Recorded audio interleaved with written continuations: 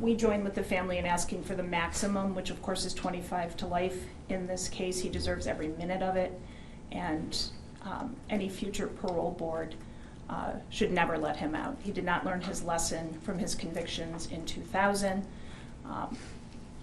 He takes no responsibility for his actions whatsoever. I don't know if they read these sentencing minutes, sometimes I wonder, but we join in the family in asking for the maximum punishment. In this case, it is well deserved. Thank you. Mr. Dell.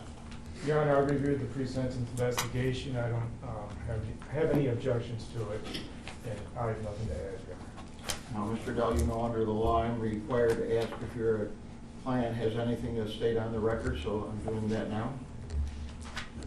Yes, Your Honor. Go ahead.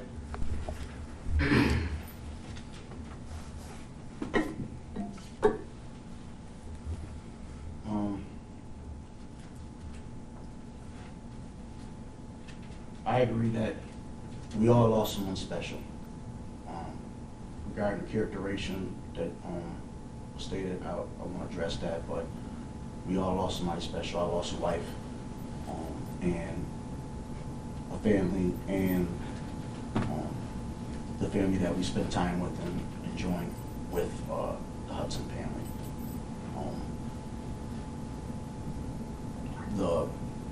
Some of the stuff that I understand that she stated that they didn't get.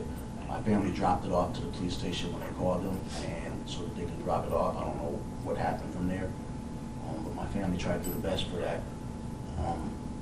As I said, I love my wife, and she's gone, and she was taken from not only them, but from all of us. She was special, and it's hard to console as they feel as well that she's really gone. This has been a nightmare for everybody, including the court and the DA who likes to suppress evidence. However,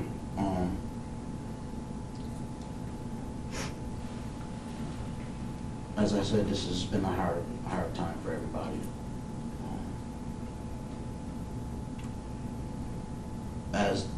Even though I got found guilty of these charges, obviously with the evidence not being 100% provided so that we can utilize the truth-seeking function and the fact-finding procedure, which would have benefited the public at large and the family, because there's things that the family don't know about and everything else that may have changed the whole outcome of this case, and we could get justice for all of us. Obviously in this case it hasn't taken place as of yet or today because we all lost someone. The pre-sentencing report, I have to address that as well. I did not see that pre-sentencing report. It was done a while ago. I haven't received it, not as of yet. So I don't know what's in it, and I have not been able to contest it, because I don't know what's in it. As far as the psychiatric report that was done, as I stated before, and I stand by my statement that that was not either not her or she committed malpractice, and I would love to have the medical examining board review this and due process violations that has continued in this case. See, I'm here because I don't want to be here. I'm forced to be here to fight these charges. All right, thank you. You're here because the jury when I was talking. convicted you of brutally killing your wife. Interrupting me while I'm talking. I don't interrupt you, so why do you keep interrupting me? I know you can judge, but this supposed to be due Hear me process. out. I've heard enough of this narcissistic. You're a narcissist, and I'm not going to put this It's family not like you're a again. narcissist because you're talking and you're going all. Shut his microphone off, Yes, and if you shut keep my talking, I'm going to do it without you. You'll be in there. I've heard enough from you. You killed your wife. A jury of 12 convicted A you. white jury that did not have any black jurors on there, and that's not law. That is a setup. send me out there, I go out there. But you know what the law is, and you haven't followed it. And neither has you, and neither has All you. right. Everybody sat here and Hear me out. Shut up. I'm not going to shut up. While Get you're him outta talking. here. Get me out of here. You don't have to- I want to apologize to these children. And I'm so sorry for some reason your mother ever ran into this guy. I wanted to tell him, but I couldn't take it anymore. How he could disregard the love of his child and his two stepchildren by taking a shotgun. And what I heard at this trial, he missed the first shot. He blew her finger off and, from my understanding, hit her shoulder. He could have stopped. And I want to tell him that, but it wouldn't have done any good.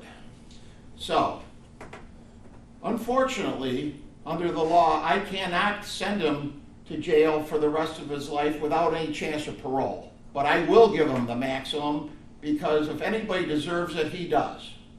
It is a judgment of this court that upon his conviction for the crime of murder in the second degree, that he be sentenced to an indeterminate term of imprisonment, which will have a maximum of life. The court hereby imposes a minimum of 25 years, plus the maximum fine of $5,000. With regard to the conviction of aggravated criminal contempt, he is to be sentenced to an indeterminate term of imprisonment having a minimum of 3.5 years, a maximum of 7, and by operation of law, it must run concurrently to the life sentence.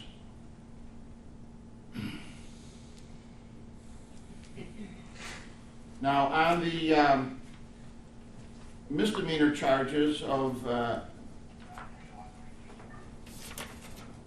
3 counts of endangering the welfare of a child, he is fined the maximum $1,000 for a total of $3,000. Now, the surcharge on the felony is $300, crime victim assistance fee is $25, and a $50 DNA databank fee. All fines and all surcharges are to be paid out of prison funds, and he's got a lifetime to pay these fines. He has 30 days on which to file a notice of appeal, and I will write a letter. I want the family to know. I will write a letter to the parole board using the strongest language possible that he never ever sees the light of day. That concludes the sentencing.